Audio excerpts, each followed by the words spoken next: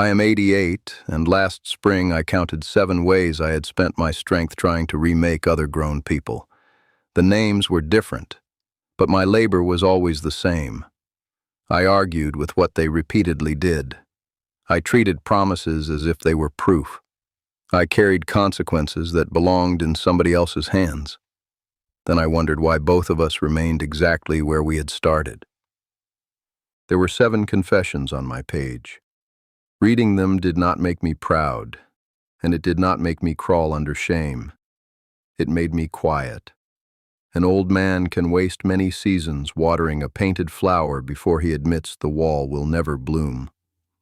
Come sit where the coals are warm, because this teaching needs a careful hearing.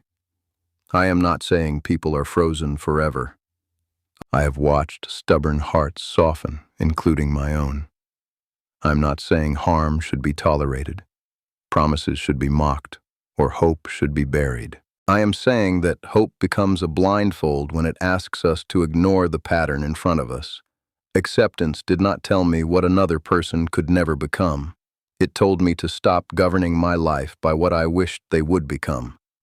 My grandmother said, "Measure a path by the footprints upon it, not by the traveler's speech about where he intends to go." She taught me that beside a prairie trail. The grass had been pressed into a pale ribbon by years of feet. A man could point east while every print beneath him curved west. Grandmother did not call him wicked. She simply trusted the ground more than the pointing finger. My grandfather added another lesson. He said a person may turn around at any mile, but you must not build your shelter where his words say he will arrive. Build where his steps have actually brought him. Those 2 sayings became the spine of 7 truths I resisted for too long. The first confession is that I argued with a repeated pattern instead of observing it. Walter arrived late whenever a hard task belonged to both of us. Each time I explained responsibility as if I had discovered a new language. He agreed, apologized, and arrived late again. I sharpened my argument. He polished his apology. Nothing else moved. One morning I saw a trail worn through prairie grass beside the proper road. A sign could command people to use the road, but their feet had already written the truer map. I stopped delivering speeches. Before the next repair, I told Walter the time once. When he did not come, I hired help and gave him no portion of the payment. I did not insult him or announce that he was hopeless. I let the observed pattern change my arrangement. The following week he asked why I had not waited. For once, I did not recite all the earlier mornings. I said the work began when we agreed it would begin, and I planned around the history we had made together. He could join the next job by arriving before the tools came out. The answer was neither punishment nor persuasion. It was a gate with a hinge on my side. That was the first relief. Not victory over Walter, but release from the argument I kept repeating. Before the second confession, I want to leave a small companion near your chair. The Native Way holds 20 reflections meant for this stretch of the road. The link is in the description should you want to read it. Open it only if the pages seem useful. No pressure follows the offering, and your place beside this fire is not something you have to earn. The second confession began whenever a fresh promise made me forget an old pattern. Eli borrowed my truck and returned it empty 3 times. After each return, he spoke with such sincerity that I treated the speech as a new history. The 4th time, he promised to fill the tank and repair a loose mirror. I handed him the keys before either thing had happened. Above a desert wash, dark flood marks remain on the rock after the water disappears. They do not predict the next storm, but they tell a traveler how high the water has reached before. My second confession was confusing a promise with evidence. I could welcome Eli's intention without risking the truck again. I said he could borrow it after he replaced the fuel and fixed the mirror from the last trip. He became angry. I stayed plain. 3 days later, the mirror was repaired. That action mattered more than the speech that came before it. I also learned not to turn one repair into a complete verdict. The fixed mirror proved that one task had been completed. It did not prove every future agreement was safe. Evidence can be welcomed in the size it arrives. I no longer had to make each small action carry the weight of a whole new character. The third confession is that I rescued Samuel from consequences that might have taught what my lectures could not. Samuel took work, spent his pay early, and came to me before rent was due. I covered the shortage because I loved him. Then I covered it again because I feared what would happen if I did not. By the fifth rescue, I was no longer helping him cross a hard season.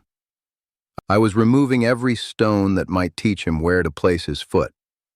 An orchard keeper once showed me a young limb tied to 3 wooden props.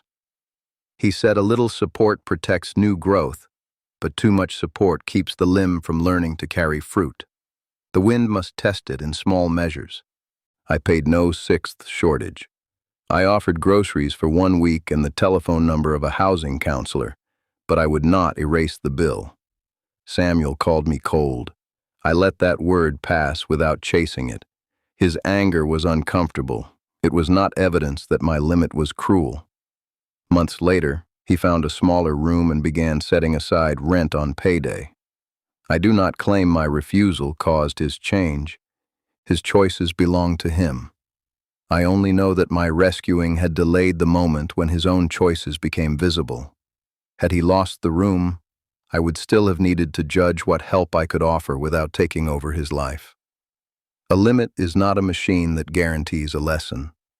It is simply the edge of my rightful responsibility. Samuel remained free to learn, resist, stumble, or ask for a different kind of help. The fourth confession is the hope I mistook for information. Walter could be generous when he was calm and cutting when he felt embarrassed. I kept planning gatherings around the generous version. Before each one, I imagined that this time he would not mock Eli, interrupt Grandmother Weaver, or turn a disagreement into a contest. My hope stood beyond the mesa like water shining in heat. A mirage is not a lie told by the desert. It is light arriving at a thirsty eye in a misleading way. The thirst is real. The water is not where it appears. So I stopped asking whether Walter had a good heart. That question let my affection answer for the evidence. I asked a narrower question. What setting could hold the behavior I had actually seen? I met him one at a time. I ended visits when contempt entered his voice. I stopped placing quieter people at the same table and calling my wishfulness hospitality. Walter was not banished. He was no longer given a room arranged for a man he had not yet shown himself to be. This was painful because private visits made the change visible to both of us. He asked why the larger invitations had stopped. I answered without listing every injury. I wanted time with him, but I would not host contempt at a shared table. He called me oversensitive. I did not bargain with the name. The smaller setting remained. The fifth confession is that I managed conversations, calendars, and apologies for 2 adults. When Eli and Samuel quarreled, I carried messages between them. I softened Eli's sharp words before repeating them. I invented generous meanings for Samuel's silence. I chose a meeting day, prepared what each man should say, and became offended when neither followed my script. Grandmother Weaver watched geese crossing the evening sky and said, "A watcher may admire their course, but he cannot steer the flock by waving from the ground." I had been waving until my arms ached. I told both men I would sit with them if they chose to speak directly. I would not relay another message. The first conversation never happened. That disappointed me, yet the disappointment was clean. Their distance was finally theirs instead of a burden I kept moving from shoulder to shoulder. Later, Eli tried to send one more explanation through me. I asked him to write Samuel directly or keep the words. His face tightened, and for several breaths I wanted to rescue the moment by accepting the message. I kept my hands in my pockets. Refusing the middle did more truthfully than translating another perfect apology. The sixth confession is that I let the latest speech decide contact when the longer pattern should have informed it. Eli once came to my door after several months away. He spoke warmly and asked to return to our old Sunday routine. Part of me wanted to reward the warmth immediately. Another part wanted to punish him with permanent silence. Both impulses were louder than observation. At the edge of a lake, the tide line shows where the water actually reached. A single wave may leap beyond it, and one calm afternoon may fall below it. But the line is drawn by repetition. I chose limited contact. We drank coffee in town instead of meeting in my home. We spoke for an hour instead of giving the whole day away. When the old belittling tone returned, I ended the visit without a trial or a sermon. On a later visit, the tone did not return. I noticed that too. Caution does not require blindness to good conduct. I thanked him for the peaceful hour and still kept the next meeting in town. One calm wave could be honored without pretending the tide line had already moved. Distance was not revenge, and contact was not surrender. Both were tools adjusted to the pattern I could see. The seventh confession is the hardest one. I thought accepting reality meant excusing harm or sentencing a person forever. Samuel had lied to me about money. The lie left a scar. When he later kept honest records for a full year, I distrusted every page. I feared that acknowledging change would make the old harm acceptable. So I clung to one season of his life and called that vigilance. After a hailstorm, an apple tree behind his house carried dents along its bark. The scars remained, yet new leaves opened above them. The leaves did not deny the storm. The scars did not forbid the leaves. I told Samuel the lie still mattered, and that his recent honesty also mattered. I restored no access that felt unsafe. I made no grand declaration about who he was. I allowed current conduct to become part of the record.